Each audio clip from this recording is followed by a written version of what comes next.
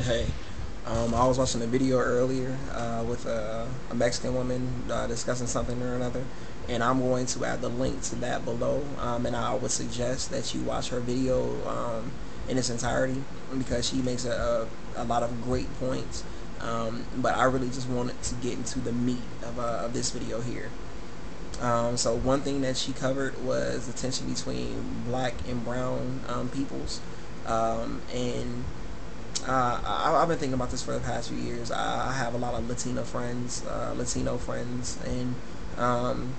it bothers me that there's so many unspoken um, issues between us because we grew up in the same conditions. Our kids grew up in the same neighborhoods. They go to the same schools. Our males are more likely to be involved in gangs, drugs, violence. They only have a life expectancy of 21. That's true for black men and Latino men. There are more black women who grow up in single mother households, but it happens a lot with Latinas too. It's not rare for a Latina woman to raise her child alone. It's just more likely with a black woman. So with us having those type of issues, and us having less politicians to speak for us having fewer professionals as far as doctors and lawyers and things of that nature goes. Like, I really feel we need to come together. But I've been I guess building my philosophy over the course of a few years now, and this is why I think blacks and Latinos have a divide. First and foremost, I believe blacks are under the conclusion that we are the superior minority group because we have so many documented issues with whites in America, being the most respected country in the world at this point. Um, blacks have been, placed on a pedestal after slavery and the many civil rights crises we've had. It causes, it's caused us to, think more highly of ourselves as a minority group.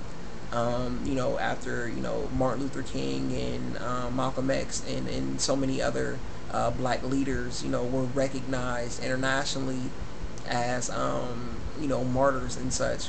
Um, we've decided, that we are the shit, for the better choice of words. Like, black people have conquested our troubles. We have overcome the plight that the white man uh, threw on us or whatever. But that's the black issue. Latinos, I believe, have an issue that's a bit more generalized. When I say generalized, I mean that many races feel how they feel. In some cases, black people not only agree, but they have the same mentality. Okay, and by saying that, I believe that Latinos feel that blacks are the inferior race. And to quickly explain the difference between a minority group and a race is a minority group has nothing to do with race. It has to do with more or less than of this one group. For instance, Christians in America are the majority when you compare them to Muslims and Jews. Christians are there are more as far as minority goes in America. There are several minority groups when you have African Americans, Latinos, Asians, the small Indian population. By Indian, I mean those people born in the country of India, Native American, Inuit. Inuit is what we call Eskimo, which is a very disrespectful term. Black people believe we are the dominant, superior minority race, a minority group. Race is black, white, so on and so forth. So with that said, I believe that Asians, not Asians, I'm sorry, still caught up on minority thing or race thing. I believe that Latinos, as well as Asians, and pretty much everybody else, feels that blacks are less than. They believe that we're less attractive, we're less educated, we're less likely to contribute to society, You know what I'm saying? Being black in on the planet Earth, better said, is not usually the best thing. Uh, so with two peoples living in the same communities, you know, raising their children alongside each other and having you know those perceptions is bound to cause conflict. Now I do know that blacks and Latinos on occasions come together, and you know what I'm saying, and we form very close bonds. That happens a lot on the Atlantic side of America, but if you go to the western region as well as the southwestern and the south, you know, it's not like that. There's a lot of tension between blacks and you know, Hispanics. You know, we don't come together as much as we should, even though we're neighbors, even though you know, we grow up, you know, on the same blocks and such. There's a lot of racial tension. Some of it has to do with gang violence. Some of it has to do with drugs. Some of it has to do, you know, most of it has to do with ignorance in general. But these are problems that we face collectively. When you look at, you know, like I was saying earlier, you know what I'm saying, the conditions that we grow up with and the proximity, you know, as far as us being close to one another, it's kind of ridiculous. You know, Obama gave, I believe, it was a Mexican woman a position in the Supreme Court, and everybody was like, "Oh my God, there's a, you know, a Mexican woman in the Supreme Court." And everybody was excited about this. I was pretty disappointed that it was such a big deal. Just as I was disappointed that President Obama was, you know, praised for being the first black president. And to me, you know, with the civil rights movement being nearly 50 years behind us, it's you know, ridiculous for us to not have more people of color in these higher positions. And as a person of color, as an advocate, you know, to us working together, you know, I feel we could do great for one another. I believe the Hispanic community makes up, you know, upwards of 30%, if not more, of the American population, while blacks make up, I believe, 17, 18%. If we come together, especially living in the same communities, we could do very good for each other. You know, like if we, you know what I'm saying, urge one another to, you know, step up to political positions, you know what I'm saying, or professional positions, or we had civil rights leaders that spoke for us as a whole, I believe we could, you know, accomplish a lot more.